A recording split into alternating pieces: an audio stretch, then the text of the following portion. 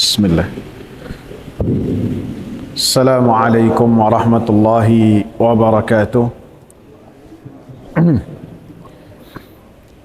إن الحمد لله نحمده ونستعينه ونستغفره ونعوذ بالله من شرور أنفسنا وسيئات أعمالنا. من يهده الله فلا مضل له ومن يضلل فلا هادي له. أشهد أن لا إله إلا الله وأشهد أن محمدا عبده ورسوله. اللهم صل وسلم وبارك على نبينا محمد وعلى آله وصحبه ومن ابتدع بهداه ومن اتبع بهداه إلى يوم القيامة وبعد. Hadirin jamaah sekalian yang saya muliakan, kita masuk ke bab yang ke-19. Babun ma jaa anna sababa kufri bani adama wa tarkihim dinahum huwal ghuluwu fis salihin. Bab yang berkaitan dengan bahwasanya sebab kafirnya anak keturunan Nabi Adam, anak manusia, dan sebab mereka meninggalkan agama mereka, huwal ghuluwu fis salihin, berlebih-lebihan di dalam orang-orang saleh. Jamaah sekalian yang saya muliakan, pada bab yang sebelumnya kita membahas bagaimana di antara penghalang seseorang masuk Islam dan mendapatkan hidayah dari Allah Subhanahu wa taala adalah pengagungan kepada manusia, yang mana manusia itu adalah nenek moyang, leluhur, tradisi-tradisi yang mereka terima dari bapak-bapak mereka ataupun keluarga mereka, seperti yang terjadi pada Abu Talib. Dan kita pun membahas bahwasanya alasan yang dimiliki oleh Abu Talib untuk kufur terhadap apa yang ada dan apa yang dibawa oleh Nabi Muhammad SAW adalah pengagungan leluhur. Sehingga para nabi pun ketika mereka menghadapi kaumnya, maka kaumnya mereka mengatakan, apakah kami meninggalkan sesembahan bapak-bapak kami? Begitu pula yang ada pada Abu Talib. Semuanya mereka mengagungkan manusia, mengagungkan orang-orang yang mereka anggap sebagai memiliki jalan dan metode ketika beribadah kepada sesembahan-sesembahan mereka. Adapun pada bab yang ke-19, maka ada bagian dari pengagungan terhadap manusia, yang mana manusia yang ditekankan dalam bab ini adalah manusia yang dianggap sebagai orang-orang saleh. Orang-orang saleh tentunya adalah mereka-mereka yang telah menunaikan hak Allah Subhanahu wa taala. Mereka-mereka yang beribadah kepada Allah Subhanahu wa taala sesuai dengan keinginan dan kehendak Allah. Mereka-mereka adalah orang-orang yang mendapatkan hidayah petunjuk hati-hati mereka, sehingga mereka adalah orang-orang yang saleh. Nah, yang menjadikan manusia kafir dan keluar dari agama yang mulia ini, ataupun mereka terhalang dari hidayahnya Allah, ataupun keluar dari agama tauhid, di antaranya adalah berlebih-lebihan, ghulu kepada orang-orang yang mereka anggap saleh, yang diyakini kesalehannya.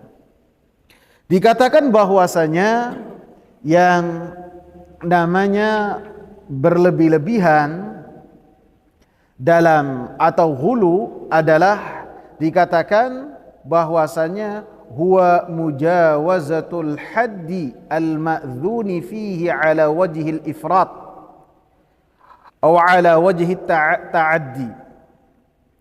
Yang namanya hulu adalah melampaui batasan yang telah diizinkan oleh syariat dalam rangka berlebih-lebihan ataupun dalam rangka melampaui batas.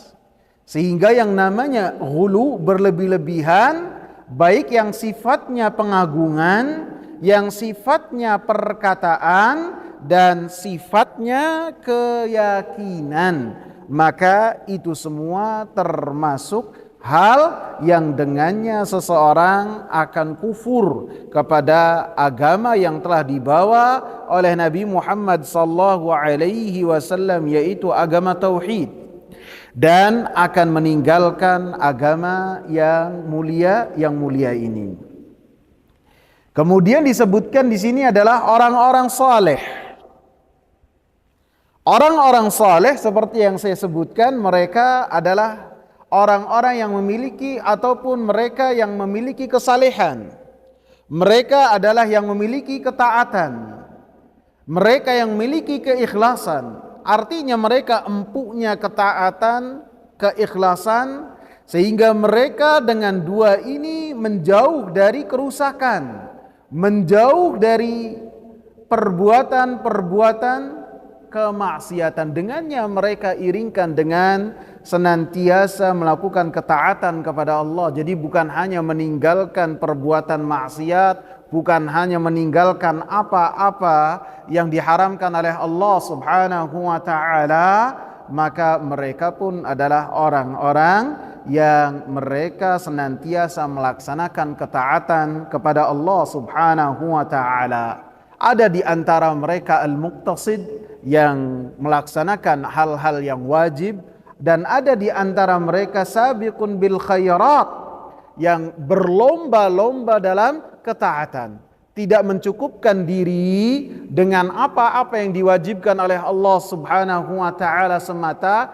akan tetapi mereka pun melaksanakan hal-hal yang dianjurkan dan digemarkan oleh Rasulullah sallallahu alaihi wasallam. Maka semuanya wa kullun darajat. Orang-orang saleh itu memiliki kedudukan yang bertingkat-tingkat. Sebagaimana para nabi juga mereka adalah orang-orang saleh. Para rasul mereka pun adalah orang-orang saleh. Bahkan para malaikat mereka pun makhluk-makhluk Allah Subhanahu wa taala yang saleh, yang senantiasa melakukan ketaatan kepada Allah Subhanahu wa taala, dan mereka bertingkat-tingkat, berbeda-beda. Sebagaimana kita dapati pada para sahabat, manusia-manusia saleh yang berada di sekitar Nabi Muhammad sallallahu alaihi wasallam, maka kedudukan mereka bertingkat.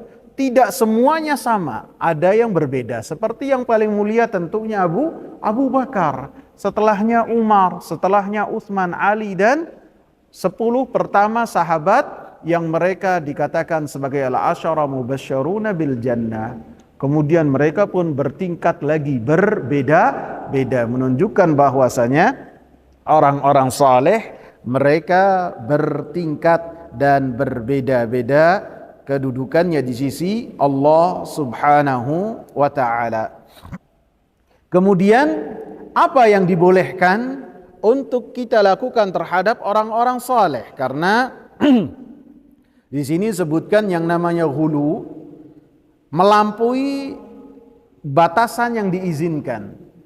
Adapun yang diizinkan untuk kita lakukan kepada orang-orang saleh, yaitu yang pertama, kita cinta kepada orang-orang saleh. Cintanya karena Allah Subhanahu wa taala. Kita menghormati mereka, kita loyal kepada mereka. Dan ketika kita melakukan 3 hal ini, maka kita lakukan dalam rangka mendekatkan diri kepada Allah Subhanahu wa ta'ala. Kemudian kita juga melaksanakan hak-hak orang saleh. Ada hak-hak yang harus kita tunaikan, seperti menghormati, memuliakan, cinta, kemudian kita pun berteman, bergaul dengan baik, belajar darinya, dan mendoakan orang-orang saleh. Kemudian termasuk apa yang dibolehkan untuk kita lakukan kepada orang-orang saleh tadi apa? Cinta, menghormati, loyal, dan cinta dan menghormatinya karena Allah Subhanahu wa ta'ala. Bukan karena keberkahan, bukan karena tabarruk, bukan selain cinta kepada Allah, bukan. Karena seperti yang sudah kita bahas, tabarruk yang berkaitan dengan fisik dan jasmani hanya dimiliki oleh siapa? Rasulullah sallallahu alaihi wasallam. Selain Rasulullah, maka tidak ada yang memiliki hal-hal tersebut. Kemudian termasuk yang dibolehkan terhadap orang-orang saleh ataupun batasan yang diizinkan kepada orang-orang saleh, tentunya kita bersuri tauladan kepada mereka dengan kesalehan yang mereka miliki. Dan orang-orang saleh banyak. Ada yang unggul dalam ilmu, ada yang unggul dalam berdakwah, ada yang unggul dalam bertijarah, berniaga, ada yang unggul dalam beribadah di masjid, ada yang bermacam-macam, ada yang ahli puasa, ada yang ahli silaturahmi. Maka pintu-pintu kebaikan yang banyak yang dengannya seorang mendapatkan predikat kesalehan di sisi Allah Subhanahu wa ta'ala, maka kita bersuri tauladan kepada orang-orang saleh tersebut dengan kesalehan-kesalehan mereka. Dan kita pun berupaya untuk mendapatkan bagian dari ilmu yang mereka miliki, ilmunya. Kemudian juga termasuk yang diizinkan adalah tabarruk dari ghulu kepada orang-orang saleh. Maka kita harus tidak boleh ghulu kepada orang-orang saleh. Jangan sampai apa sisa yang dimakan kemudian menjadi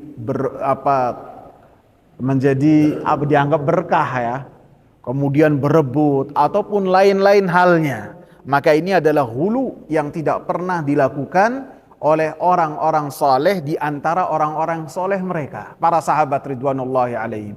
Para sahabat adalah manusia-manusia saleh yang telah dipilih oleh Allah untuk menemani Nabi Muhammad. Perbuatan-perbuatan para sahabat kepada Rasulullah yang berkaitan dengan tabarruk hanya pada diri Rasulullah sallallahu alaihi wasallam semata. Bagaimana mereka dengan keringat Rasulullah, mereka menampungnya. Ada yang sebagian berebut dahak Rasulullah, ada yang berkaitan dengan ludah Rasulullah, mereka pun upayakan ketika tahnik diberikan kepada Rasulullah sallallahu alaihi wasallam yang berkaitan dengan putra-putra mereka ataupun putri-putri mereka, bayi-bayi mereka, mereka berikan kepada Rasulullah supaya ditahnik terlebih dahulu. Rambut, dan itu yang berkaitan dengan fisik. Adapun setelah Rasulullah tidak ada para sahabat yang junior mereka bertabaruk dengan Abu Bakar. Ada nggak? Nggak ada. Semuanya masing-masing berjalan karena mereka meyakini hal tersebut hanya ada pada diri Rasulullah sallallahu alaihi wasallam. Tidak boleh hulu kepada orang saleh. Tidak boleh kita meyakini bahwasanya orang-orang saleh itu adalah maksum. Tidak boleh. Yang maksum, yang dijaga dari kesalahan adalah Rasulullah sallallahu alaihi wasallam. Selain dari Rasulullah sallallahu alaihi wasallam, maka anak manusia ada salah, ada benar. Mau gimana kesalehannya, mau gimana keilmuannya, maka pasti ada dari ilmu Allah Subhanahu wa ta'ala yang tidak dia ketahui. Sehingga Ibnu Taimiyah rahimahullah mengatakan satu-satunya umat Nabi Muhammad sallallahu alaihi wasallam yang mengetahui semua yang dibawa oleh Rasulullah sallallahu alaihi wasallam, baik Al-Qur'an ataupun hadis-hadis Nabi, cuma satu, Abu Bakar saja. Abu Bakar. Adapun selainnya maka pasti ada yang tidak mengetahui apa yang telah dibawa oleh Rasulullah sallallahu alaihi wasallam. Pernah saya bahas dalam majelis ini, pernah. Ketika Abu Bakar dengan teguh sekali, dengan keyakinan yang kokoh sekali mengatakan harus memerangi setelah Rasulullah wafat nih, beliau menjadi khalifah, harus memerangi orang-orang yang murtad, harus memerangi orang-orang yang mereka tidak mengeluarkan zakat. Harus. Bahkan Abu Bakar mengatakan apabila mereka menahan diri dari apa yang telah diberikan kepada Rasulullah, kemudian ketika kepada saya, kata Abu Bakar, tidak memberikannya, maka saya akan perangi mereka walaupun itu seutas tali. Dalam riwayat lain anaqan, yaitu kambing kecil saja sebagai zakat.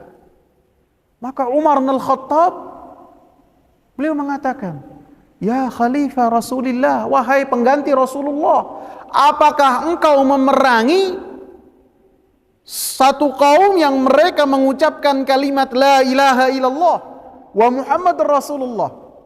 Kokoh sekali Abu Bakar, tidak, harus saya perangi.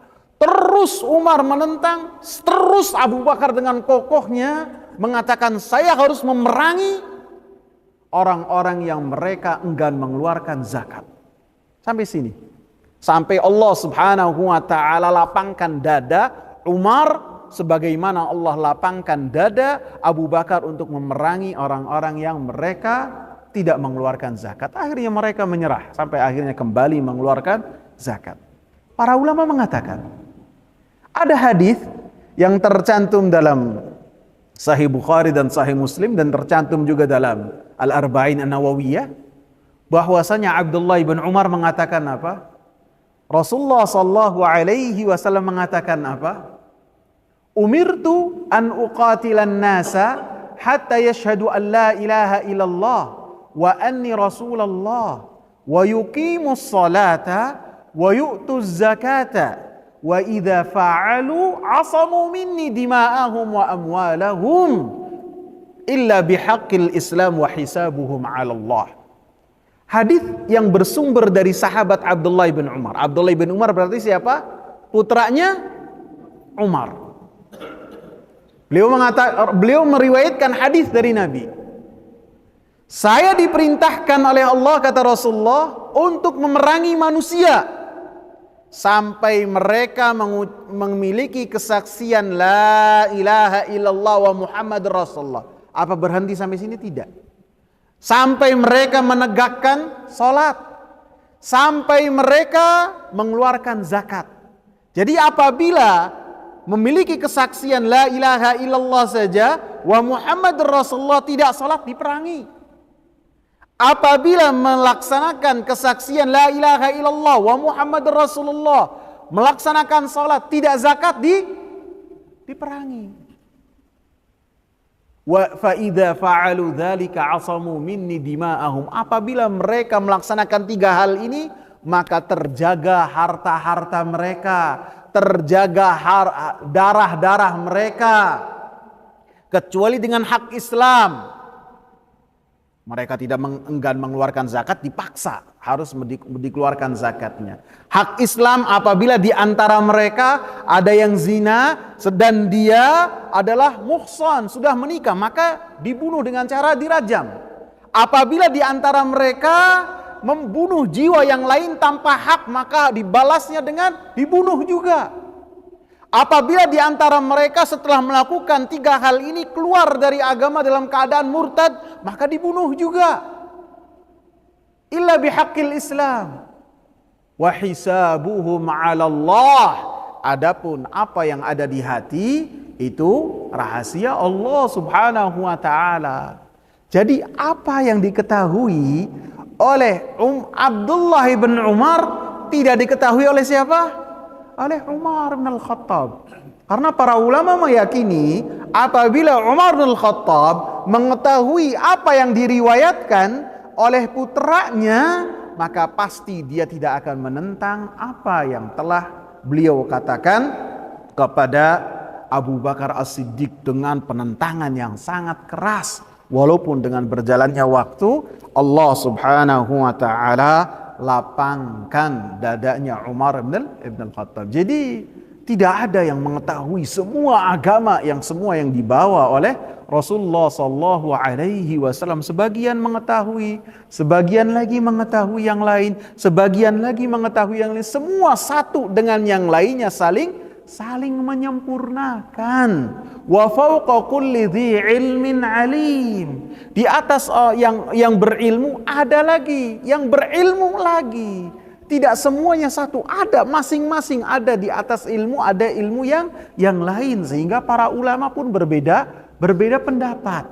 Karena ilmu yang diketahui oleh satu ulama tidak diketahui oleh ulama yang lain, sehingga adanya berbeda pendapat. Sehingga kita mengatakan tidak ada ismah, tidak ada yang dijamin dari kesalahan dari orang-orang saleh, baik ulama ataupun ahli ibadah. Ketika orang saleh itu kita katakan mereka tidak memiliki kemaksuman, tidak memiliki ismah, maka ketika mereka melakukan kesalahan, kita nasihati apabila kita mampu. Jangan ketika mereka melakukan kesalahan diolok-olok. Ini sholat 5 waktu mah rajin, kajian rajin, kemudian ada kesalahannya malah diumbar. Mungkin maksud orang-orang yang kayak gini, yang keluar dari masjid sholat 5 waktu berjamaah, kemudian hadir di majelis ilmu, keluar jadi malaikat kali ya. Benar nggak? Jadi nggak boleh salah. Padahal orang-orang yang bertakwa itu Allah Subhanahu wa taala sifati mereka termasuk pelaku kesalahan. Walladzina idza fa'alu fahishatan aw zalamu anfusahum dzakarullah. Orang-orang yang mereka disediakan oleh Allah Subhanahu wa taala surga seluas langit dan bumi, mereka di antara sifat-sifatnya, mereka adalah orang-orang yang bertakwa, di antara sifat-sifatnya adalah mereka pelaku dosa. Bukan dosa-dosa yang kecil, dosa-dosa yang besar. Karena kita ini adalah manusia yang lemah. Mau seberapa takwanya seseorang, ada kelemahannya, ada. Lebih-lebih yang menjadi musuh kita itu adalah syaitan. Syaitan ini memiliki data pribadi kita. Antum jangan dikira bahwasanya data pribadi kita hanya dimiliki oleh medsos saja. Medsos ini tahu nih apa kesenangan kita, apa condongnya ke apa, tahu semua kan? Setan juga tahu, lemahnya kita di mana tahu dia. Kalau rajin ibadah ini bagaimana kita jadikan orang ini sombong, tahu dia. Bagaimana kalau misalnya lemahnya di bagian, mereka ada catatan-catatannya. Jadi kita ini semuanya di hadapan gangguan-gangguan yang sangat banyak. Jadi sangat rentan sekali untuk melakukan kesalahan. Dan Rasulullah katakan semua manusia pasti melakukan kesalahan. Perbedaan orang-orang yang bertakwa adalah mereka kembali kepada Allah Subhanahu wa taala dan bertaubat kepada Allah Subhanahu wa taala.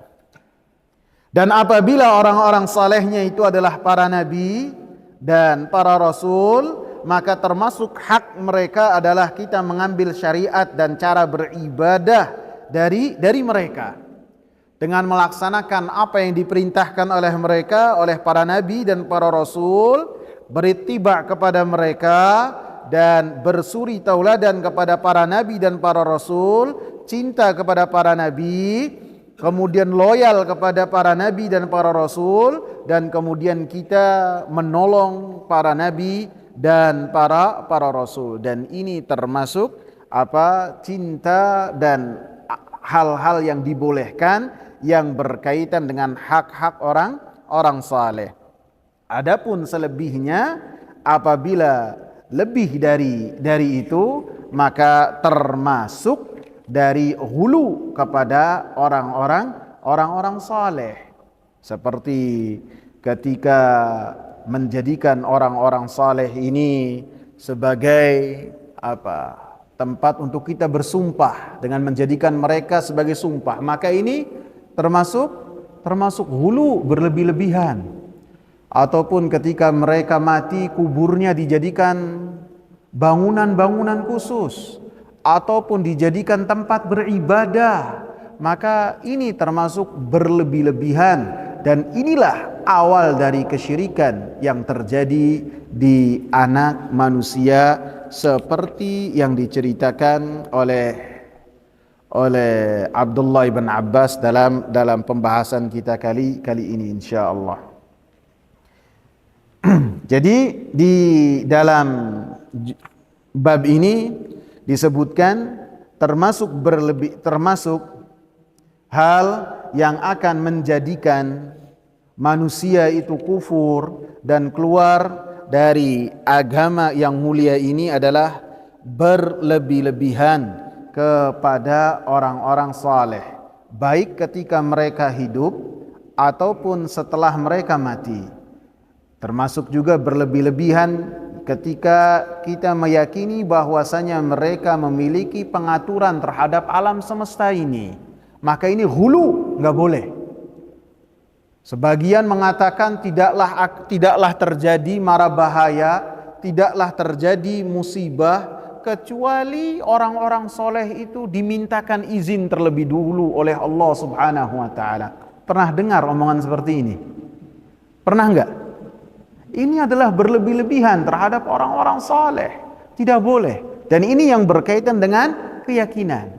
Dan ini hanya hak Allah Subhanahu wa ta'ala. Kita sudah bahas bagaimana Nabi sallallahu alaihi wasallam ketika marah dalam peperangan Uhud, ketika mengatakan bagaimana mereka musyrikin Quraisy itu akan beruntung, akan selamat di dunia dan di akhirat, sedangkan mereka melukai Nabi ini, wajahnya Nabi marah pada saat itu. Ditegur oleh Allah, laisa laka minal amri syai'un, engkau tidak memiliki perkara sedikit pun yang berkaitan dengan permasalahan mereka. Apakah Allah mengazab mereka? Apakah Allah memberikan petunjuk hidayah Islam kepada mereka? Bukan urusan engkau. Ini Nabi sallallahu alaihi wasallam ditegur dalam permasalahan ini, lebih-lebih selain dari Nabi sallallahu alaihi wasallam. Maka ketika hal ini diyakini, maka ini termasuk berlebih-lebihan kepada orang-orang saleh. Kemudian di sini disebutkan bahwasanya sebab dari kafirnya anak manusia dan meninggalkannya mereka agama mereka adalah berlebih-lebihan kepada orang-orang saleh. Maka kita katakan ini adalah sebab ataupun faktor yang paling dominan, ataupun faktor yang paling banyak yang mengeluarkan manusia dari agama tauhid adalah berlebih-lebihan kepada orang-orang saleh. Sehingga terkadang mereka itu di atas agama la ilaha illallah, dengan mengucapkan kalimat la ilaha illallah, akan tapi mereka tidak ada dalam agama la ilaha illallah, karena hulu mereka, berlebih-lebihan mereka kepada orang-orang saleh. Akan tetapi patut kita ketahui bahwasanya yang menjadi faktor-faktor ataupun penghalang-penghalang untuk seseorang mendapatkan hidayah dari Allah ataupun keluar dari agama Islam ini adalah sangat banyak sekali. Walaupun yang paling dominan dan yang pertama terjadi di muka bumi adalah hulu kepada orang-orang saleh. Yang kedua setelah hulu adalah fanatisme terhadap apa yang dimiliki oleh leluhur ataupun nenek moyang, seperti yang terjadi kepada Abu Talib dan terjadi kepada penentang para nabi. Wa idza qila lahum ittabi'u ma anzalallahu wa ila rasuli qalu hasbuna ma wajadna alaihi abauna. Apabila dikatakan kepada mereka, kemarilah kepada apa yang telah diturunkan oleh Allah Subhanahu wa taala, Al-Qur'an. Kemarilah kepada sunnah Nabi sallallahu alaihi wasallam. Jawaban mereka apa? Cukuplah bagi kami untuk kami ini berada di atas agama leluhur kami. Kami cukupkan dengan apa yang telah kami dapati pada agama nenek moyang kami. Jadi ini adalah faktor yang kedua yang menghalangi seseorang di atas agama tauhid adalah fanatisme buta kepada agama leluhur dan apa yang dibawa oleh nenek moyang. Yang kedua adalah mengikuti hawa nafsu. Mengikuti keinginan hati ataupun syahwat dari jiwa.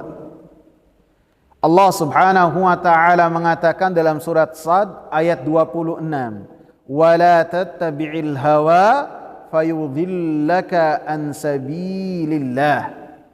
Janganlah kalian mengikuti hawa nafsu kalian, sehingga hawa nafsu tersebut akan menyesatkan kalian dari jalan Allah Subhanahu wa ta'ala. Yang ketiga atau yang keempat, kesombongan. Sombong ini artinya seperti yang dikatakan oleh Rasulullah sallallahu alaihi wasallam, batrul haq wa ghamtun nas. Kesombongan itu adalah menolak kebenaran. Datang kepadanya kebenaran, dia tolak. Wa ghamtun nas, dan dia menganggap hina dan remeh orang yang ada di hadapannya. Manusia dia anggap hina. Yang paling baik hanya dirinya. Adapun selain dia, maka dia anggap bahwasanya mereka itu tidak layak untuk mendapatkan taufik dari Allah Subhanahu wa ta'ala. Sehingga ini adalah termasuk penghalang kebenaran, sebagaimana terjadi sama iblis. Iblis ketika diperintahkan oleh Allah Subhanahu wa ta'ala untuk sujud kepada Nabi Adam alaihi salam, maka dia membangkang. Dia menolak dengan mengatakan ana khairun minhu, saya lebih baik dari dia. Sehingga apa yang ada pada diri iblis ini menular kepada orang-orang kafir. Orang-orang kafir ketika mendapati bahwasanya Nabi Muhammad sallallahu alaihi wasallam membawa risalah dari Allah Subhanahu wa taala, maka mereka mengernyitkan dahi. Mereka memandang hina Nabi Muhammad sallallahu alaihi wasallam. Bahkan Abdiyah Khalil ketika mendapatkan Nabi datang ke Taif, ke Bani Thaqif, menawarkan kepada mereka Islam, salah satu di antara tiga pembesar mengatakan, emang gak ada manusia selain ente dipilih oleh Allah Subhanahu wa ta'ala. Sombong bukan? Sombong. Orang-orang Quraisy ketika melihat Nabi berniaga di pasar, maka mereka mengatakan, kenapa seorang Rasul yang diutus oleh Allah Subhanahu wa ta'ala, Rasul ini adalah berniaga di pasar. Seharusnya seorang Rasul tidak berniaga di pasar. Omongan-omongan seperti ini Allah Subhanahu wa ta'ala abadikan. Mali hadzal rasul ya'kulu ta'am, kok utusan Allah makan? Wa yamshi fil aswaq, kok kenapa seorang rasul kok berjalan di pasar? Omongan-omongan yang menunjukkan bahwasanya mereka memiliki kesombongan, sehingga kesombongan yang ada di hati mereka menghalangi mereka untuk tunduk patuh kepada Nabi Muhammad sallallahu alaihi wasallam. Walaupun mereka mengetahui kebenaran yang dibawa oleh Nabi Muhammad sallallahu alaihi wasallam. Karena setiap rasul tidaklah diutus oleh Allah Subhanahu wa taala kecuali membawa satu hal yang dengannya menunjukkan bahwasanya dia benar-benar diutus oleh Allah. Hal tersebut adalah apa yang menjadi kebanggaan manusia pada saat itu. Apa yang dibanggakan oleh manusia pada saat itu dikalahkan oleh seorang rasul yang diutus oleh Allah Subhanahu wa taala. Zaman Nabi Musa, manusia sangat bangga terhadap sihir. Sangat berbangga-bangga. Maka Allah Subhanahu wa taala utus Nabi Musa kepada mereka beserta Nabi Harun. Kemudian mukjizatnya yang berkaitan dengan keahlian mereka, akan tetapi yang mereka sendiri meyakini bahwasanya ini di luar dari kemampuan manusia. Tongkat dilempar jadi ular, tongkat dilempar jadi ular, sehingga terbelalak tukang sihir. Tangan dimasukkan ke dada, ke ketiak, kemudian keluar bercahaya. Apa enggak bengong? Laut merah yang begitu kokoh di sekali pukul, kemudian dengan izin Allah semuanya terbelah. Sehingga ini menunjukkan bahwasanya apa yang dibawa oleh seorang rasul mengalahkan keahlian manusia pada saat itu. Pada saat itu sangat bangga dengan keahlian sihir-sihir mereka. Nabi Isa alaihi salam diutus oleh Allah Subhanahu wa taala pada saat itu manusia mulai berkembang yang berkaitan dengan medis, dan mereka pun berbangga dengan medis yang mereka miliki. Allah utus Nabi Isa untuk mengingatkan manusia supaya mereka bertauhid kepada Allah Subhanahu wa taala, untuk beribadah hanya kepada Allah Subhanahu wa taala. Kemudian dibawakan hal-hal yang dengannya menunjukkan bahwa Nabi Isa itu utusan Allah Subhanahu wa taala, bukan seorang pembual. Diambil tanah, dibentuk menjadi seekor burung, dengan izin Allah ditiup kemudian bisa terbang. Tanah liat. Bengong mereka. Penyakit-penyakit yang mereka pada saat itu tidak mampu, seperti kusta, seperti baras yang berkaitan dengan warna kulit yang putih berbeda, dengan izin Allah disembuhkan orang-orang sakit tersebut. Kemudian orang yang sudah mati dengan izin Allah Subhanahu wa taala dihidupkan kembali, sehingga mereka terbelalak. Mau tidak mau mengatakan bahwasanya ini adalah seorang utusan Allah, karena kemampuan manusia mentok, tidak sampai kepada apa yang dilakukan oleh Rasul Nabi Isa alaihi salam. Begitu juga Nabi Muhammad sallallahu alaihi wasallam. Manusia pada saat itu sangatlah bangga dengan kefasihan mereka. Bangga dengan kefasihan yang mereka miliki. Sehingga ketika Nabi Muhammad sallallahu alaihi wasallam membawa Al-Qur'an, maka mereka pun meyakini, ketika sekali mendengar saja mereka meyakini bahwasanya itu yang dibawa oleh Muhammad ibn Abdullah bukanlah perkataan manusia. Ma yaquluhu hadza bashar. Tidak akan dikatakan oleh manusia. Manusia mereka paham sampai titik mana berhentinya.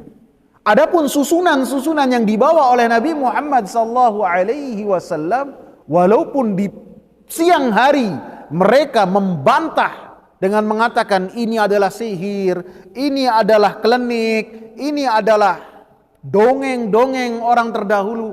Di malam hari ketika Nabi Muhammad sallallahu alaihi wasallam bermunajat di kisaran Ka'bah, mereka sebagian mendengarkan bacaan Nabi Muhammad sallallahu alaihi wasallam, menikmati dengan mengatakan innaha la talawah wa inna fiha la halawah. Apa yang dibaca oleh Muhammad ibn Abdullah ada keindahan, ada kedalaman yang sangat luar biasa, sehingga itu semua tidak mampu dilakukan oleh manusia. Sehingga dari mereka mendengarkan perkataan Nabi Muhammad dari Al-Quran dan sunnah Nabi sallallahu alaihi wasallam, mereka beriman kepada Nabi Muhammad sallallahu alaihi wasallam. Kemudian yang keberapa? Yang berikutnya saja, Anda lupa. Keberapa Pak Sohib? Kelima ya, kelima. Yang kelima yang menghalangi seseorang untuk berada di dalam agama yang mulia ini adalah takut dari hilangnya kemaslahatan dunia. Seperti kekuasaan, seperti harta, seperti kedudukan. Karena itu semua adalah ujian dari Allah Subhanahu wa taala kepada manusia. Terkadang dengan apa yang dimiliki oleh manusia akan menjadikan orang tersebut lebih mengutamakan apa yang dia miliki daripada hidayah Allah Subhanahu wa taala ataupun agama yang mulia ini. Contohnya siapa? Contohnya Heraklius. Heraklius adalah ahli agama, raja Romawi yang dia itu adalah ahli agama. Jadi bukan hanya raja saja, dia ahli agama. Dan dia mengetahui tentang Nabi Muhammad sallallahu alaihi wasallam. Sehingga ketika mendapatkan surat dari Rasulullah sallallahu alaihi wasallam, pada saat itu negeri Syam dikuasai oleh Romawi. Dan pada saat itu Heraklius ada di kota Damaskus. Maka Nabi sallallahu alaihi wasallam mengirim surat kepada Heraklius. Diterima surat tersebut, dibaca oleh Heraklius. Kemudian tidak lama kemudian dia memerintahkan kepada pasukannya untuk mencari orang-orang Quraisy di pasar-pasar dekat istana dia. Maka didapatkanlah Abu Sufyan berserta dengan orang-orang Quraisy. Maka ditanya oleh Heraklius tentang siapa ini orang yang mengirim saya. Abu Sufyan suruh maju ke depan, orang-orang Quraisy yang lainnya ada di belakangnya.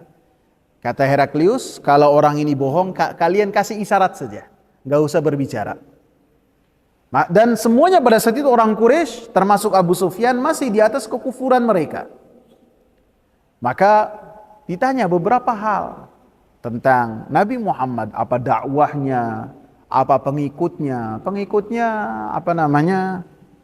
adalah orang-orang lemah, bukan orang-orang kaya, orang-orang lemah. Kemudian bagaimana dakwahnya? Dakwah untuk tauhid, untuk memerintahkan tali silaturahmi, tidak berdusta dalam bicara. Semuanya disebutkan oleh Abu Sufyan, dan Abu Sufyan jujur pada saat itu sampai selesai. Kemudian kata Heraklius, kalau orang ini benar seperti apa yang kau sifati, maka dia akan menguasai apa yang saya injak sekarang, yaitu Damaskus. Dan kemudian Damaskus pun masuk ke dalam kekuasaan Islam pada zamannya Khalifah Abu Bakar atau Khalifah Umar.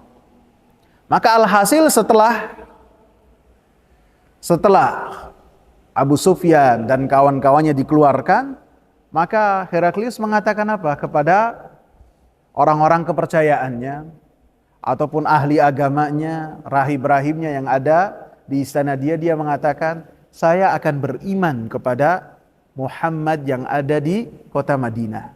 Maka langsung yang tadinya ahli agama itu langsung mereka bergejolak dengan gejolak yang luar biasa. Maka langsung Heraklius mengatakan, tidak tenang, saya hanya mengetes kedalaman kalian, agama kalian itu gimana? Apakah kokoh atau tidak kokoh? Saya hanya menguji kalian saja.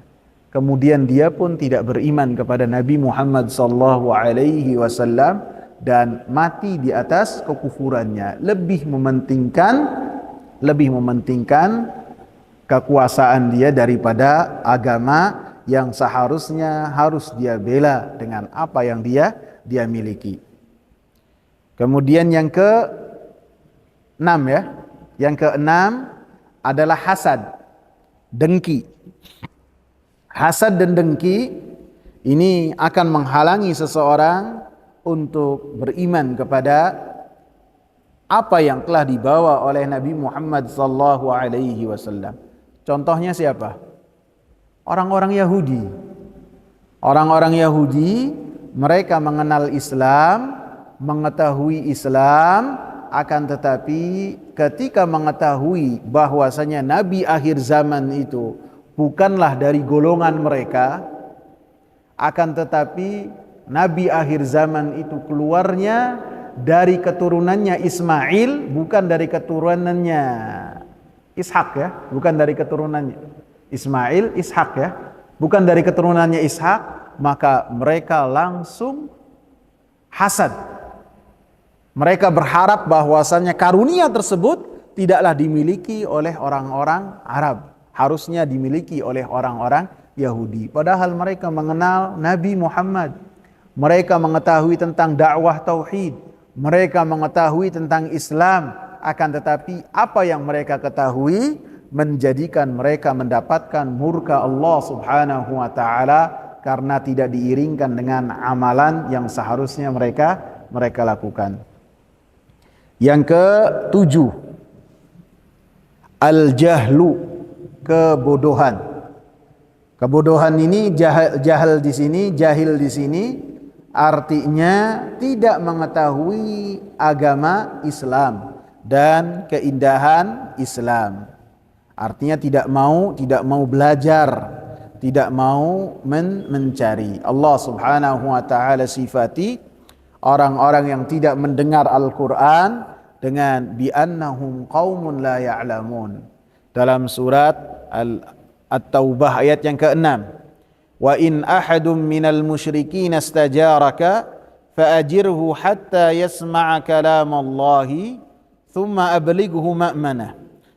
Jika di antara orang-orang musyrikin mereka meminta perlindungan kepada engkau, maka berilah perlindungan kepadanya sampai mereka itu mendengar kalamullah Al-Quran, dan berikan kepada mereka keamanannya.